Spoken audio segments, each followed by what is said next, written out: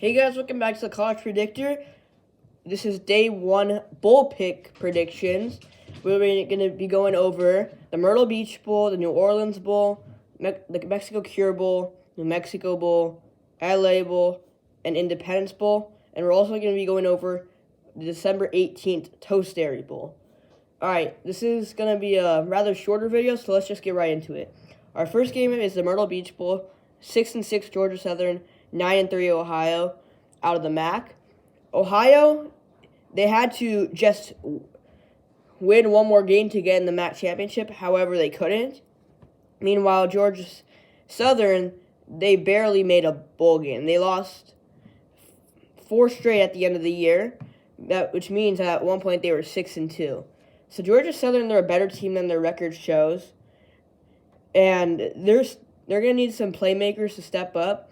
Because stats-wise, they haven't had very consistent players. Like their quarterback, David Brin, he's thrown 22 touchdowns to 16 interceptions. Not very good. They're going to need to rely on their starting halfback, who has 9 touchdowns and 891 yards, Jalen White, the senior. He needs to have a big game right now against the University of Ohio if they want any chance to beat a 9-3 team. Meanwhile, Ohio, on the other hand, is in a little bit of a problem because their starting quarterback is out. Curtis Roque, he's out for the year. He's out for this game. So they're going to have to be starting their backup quarterback, Parker Navarro, who's a senior. He has experience, and he's a dual-threat quarterback. He's more of a I run, but I could also pass quarterback. He's going to have to look for a lot of different receivers. Ohio is one of the most spread out teams in the MAC. They throw to everyone. His number one target's got to be Miles Cross, though. He has the most yards and the highest average yards a catch in the Ohio team. So I think Ohio should be favorites in this game. But for some reason, Georgia Southern's a 1.5 point favorite. I don't think that's realistic. Give me Ohio by 10. All right, let's go to our next game between the new FBS team, Jacksonville State, and a team that used to be very, very good for a group of 5, the Louisiana Raging Cajuns. Louisiana, they've kind of had a downfall year, but it hasn't been a horrible year for them. I mean, we're looking at their wins and their losses. They are in the Sun Belt, so there is really no excuses on losing games that they should win. They lost to Old Dominion, fair, at Minnesota, Georgia State, Arkansas State, Southern Miss, and Troy. They had to beat Monroe to get in this game. Louisiana, I don't think they haven't impressed me that much this year. Meanwhile, Jacksonville State has been very impressive this year. As for a new FBS team that upset Florida State 2 years ago, Jacksonville State has showed up. Their only losses this year were to Coastal Carolina, Liberty, who's undefeated, South Carolina, who's a SEC team, and New Mexico State, who's 9-3. So I think Jacksonville State's a really good team, just people might not realize it. I mean, their players have been playing very good, but also very not careful with the ball. They've had a weird quarterback situation. Firstly, they had Zion Webb, who's thrown for about 1,300 yards, but more interceptions than touchdowns. And on the other hand, you have Logan Smoothers, who has about 50% less yards, but he has a better ratio of touchdown interception. So I don't know who they're going to go into this game starting, especially knowing that Zion Webb is a very good runner. He has more rushing touchdowns than passing. So they don't look like an 8-4 team on paper, but they're a very solid team. They know how to run the ball, and they know how to play defense. That's all that matters. Meanwhile, on the other hand, Louisiana, their stats and their players have been a lot better on paper. Their quarterback, yes, not a lot of yards. However, he makes up for that in 11 touchdowns to only 5 picks. Meanwhile, in the running game, it's been a little bit of a weakness. Only 729 yards and 7 touchdowns for their starting running back, who is Jacob Kibodi. So, I don't like Louisiana this year. I don't like them as a team. I don't think they're that good. So, in that case, in the New Orleans Bowl, give me the Jacksonville State by, let's go 4 as 3.5-point favorite.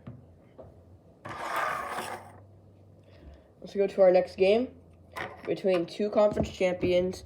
Some belt between one conference championship and one championship runner-up. The runner-up is the App State Mountaineers, and the winner is the Miami, Ohio Warhawks. I mean, I don't really need to explain. App State's a weird team, and Miami, Ohio is a really good team. Although, however, Joey Aguilar has been an incredible quarterback for App State.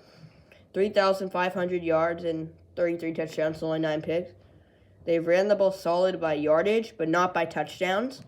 But their backup game more than their starter. And they didn't have a single receiver over 800 yards.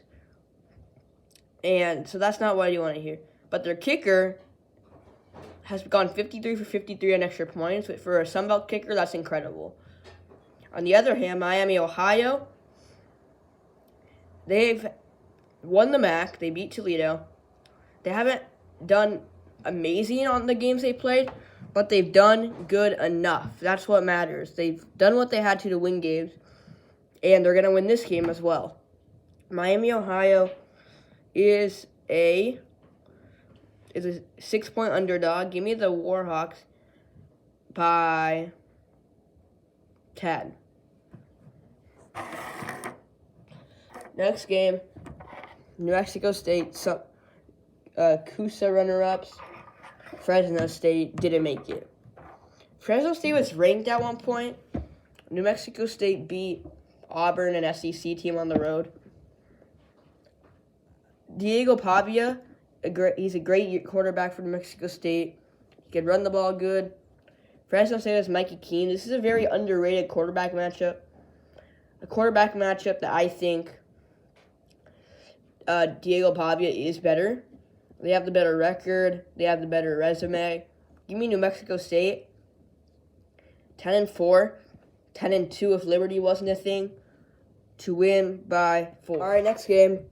UCLA's last game as a Pac-12 team against shocking Mountain West champion Boise State. Now, Boise State, they had an interim head coach. It was their offensive coordinator. And UCLA, they have one of the highest recruited quarterbacks, Dante Moore. And I don't care what the stats say, he sucks. Like, he is not worth a 5-star. Like, I do not think he should have gone to UCLA. But he might have made the right decision because he would not be getting any more playing time anywhere else. Now, I might just be saying that because I generally dislike UCLA.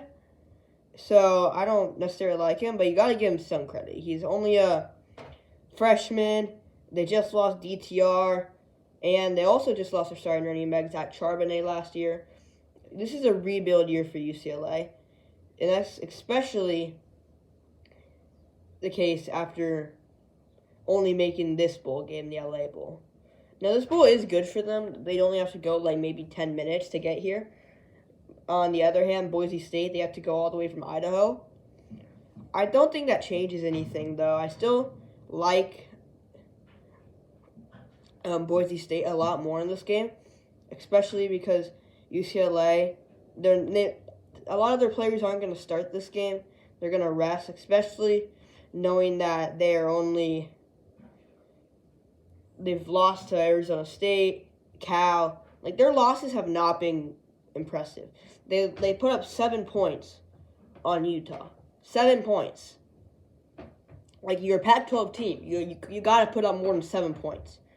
Same amount of points they put up on Arizona State. Like, this team isn't as good as they show. But I like Boise State a lot in the Mountain West. Give me the Broncos to win this game by a score of 35-10 as a 6.5-point underdog. I do not like UCLA's offense. All right, 2 more games to go. Our first game that actually has 2 Power 5 teams. Texas Tech, who, as we recall, almost beat Oregon, and Cal, who had to beat UCLA to get in this game. Cal, they destroyed UCLA. Jaden Ott is their best playmaker. He has had a great year so far. He's been a power running back and an elusive back. Tech hasn't really had anyone that stood out all year, besides maybe their quarterback, but he's been inconsistent. Cal is not the team people think. I think they are better than most people expect. So for that reason, I'm taking Cal by 6 as a 3.5 point underdog. All right, let's go to our last game. Trying to make it a quick pick. We're going with Western Kentucky, Austin Reed, and Malachi Corley against Old Dominion in the Toast Dairy Bowl. Western Kentucky is way better than Old Dominion by talent, and for that reason, they should be favored, but they're not. 3.5 point underdogs. I think Reed and Corley could be a really dynamic duo in this game. So for that reason, give me the Western Kentucky Hilltoppers to win by 10. All right, thank you for watching this video. I'm sorry that it was shorter and there weren't that many stats. I'm a little under the weather right now. So stay tuned. I'll be making more bowl game videos where I feel better, so you'll be more stats. But until then, Merry Christmas, Happy Holidays.